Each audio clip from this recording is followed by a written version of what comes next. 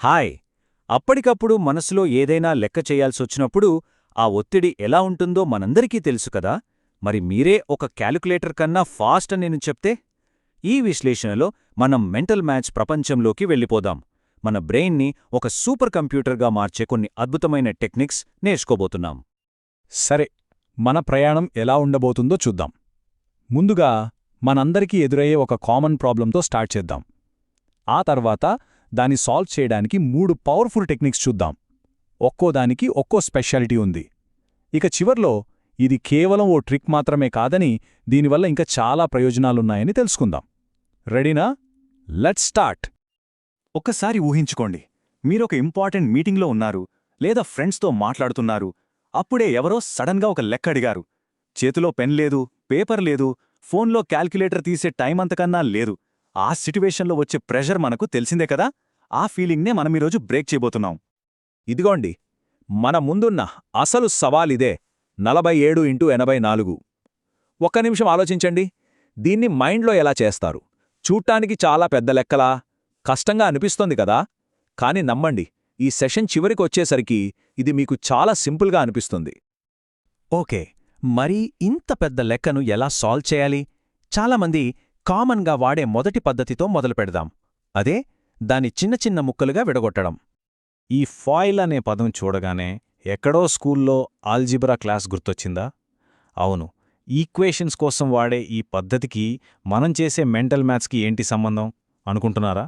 అక్కడే ఉంది అసలు మ్యాజిక్. ఇది మనకొక సీక్రెట్ షార్ట్కట్లా పనిచేస్తుంది. ఆ మ్యాజిక్ ఏంటో ఈ స్లైడ్ మనకు క్లియర్గా చూపిస్తోంది.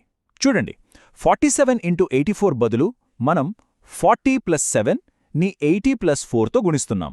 ముందుగా ఫస్ట్ నంబర్స్ 40 ఇంటూ 80, తర్వాత ఔటర్ 40 ఇంటూ 4 మరియు ఇన్నర్ 7 ఇంటూ 80, ఇక చివరగా లాస్ట్ 7 ఇంటూ 4. ఈ చిన్న చిన్న లెక్కలన్నిటినీ కలిపితే చాలు, ఆన్సర్ వచ్చేస్తోంది. అంటే భయపెట్టే ఒక పెద్ద లెక్కని 4 సింపుల్ స్టెప్స్గా మార్చేశామన్నమాట. విడగొట్టే పద్ధతి అన్నింటికీ పనిచేస్తుంది, బావుంది. కానీ కొన్ని స్పెషల్ నంబర్స్కి ఇంకా ఫాస్ట్ టెక్నిక్స్ ఉన్నాయంటే నమ్ముతారా? ఇప్పుడు మనం చూడబోయే రెండో టెక్నిక్ అలాంటిదే. ఇది దాదాపు మ్యాజిక్లాగా పనిచేస్తుంది.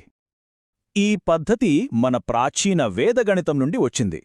దీని స్పెషాలిటీ ఏంటంటే 100, 1000 ఇలా పదుల ఘాతానికి దగ్గరగా ఉండే నంబర్స్తో అద్భుతంగా పనిచేస్తుంది. ఉదాహరణకి 96, 987 లేదా 9995 ఇలాంటి నంబర్స్ను గుణించాలంటే ఇది మెరుపు వేగంతో సమాధానమిస్తుంది. సరే, మరి ఈ వేద గణిత పద్ధతిని ఒక మంచి ఉదాహరణతో టెస్ట్ చేద్దామా? 96ని 98తో గుణించాలి. దీన్ని మీరు ఎలా చేస్తారు? ఒక్కసారి ఆలోచించండి. ఇప్పుడు నిఖిలం సూత్రం మ్యాజిక్ చూద్దాం. ఇది ఎంత సింపులో చూడండి. మనం పెద్ద నంబర్స్ని గుణించట్లేదు, అవి 100కి ఎంత తక్కువగా ఉన్నాయో చూస్తున్నాం.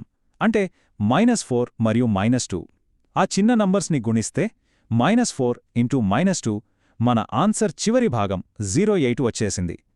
ఆ తర్వాత సింపుల్గా క్రాస్గా తీసేస్తే 96 - 2 మొదటి భాగం 94 కూడా వచ్చేసింది.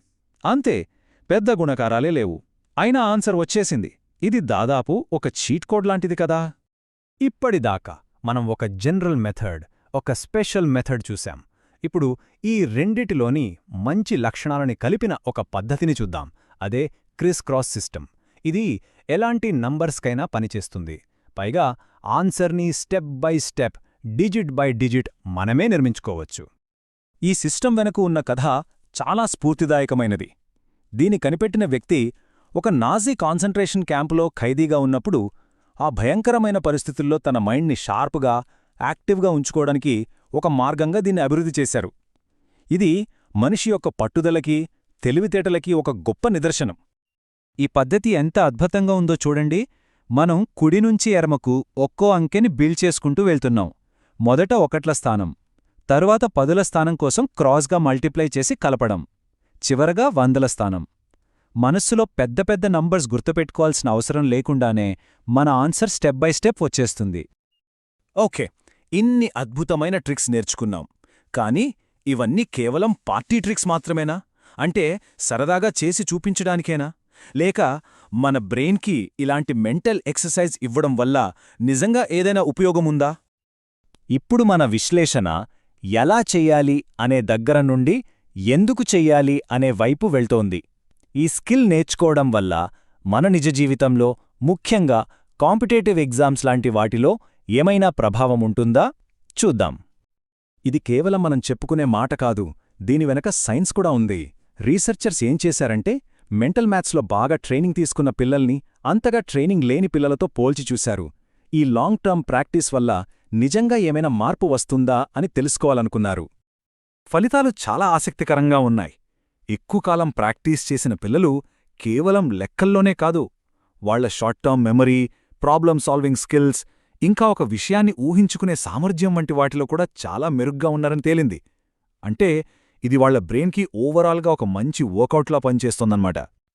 సో, చివరిగా మనల్ని మనం వేసుకోవాల్సిన ప్రశ్న ఇదే: మెంటల్ మ్యాథ్స్ ప్రాక్టీస్ చేయటం మన బ్రెయిన్కి ఒక మంచి వర్కౌట్ కాగలదా? సైన్స్ ప్రకారం సమాధానం అవును అనే. ఇది కేవలం నంబర్స్ గురించి కాదు, మన మైండ్ని షార్ప్గా, ఫోకస్డ్గా, ఏ సవాల్కైనా రెడీగా ఉంచడం గురించి. కాబట్టి నెక్స్ట్ టైం ఒక లెక్క ఎదురైనప్పుడు క్యాల్కులేటర్ని పక్కన పెట్టండి. మీ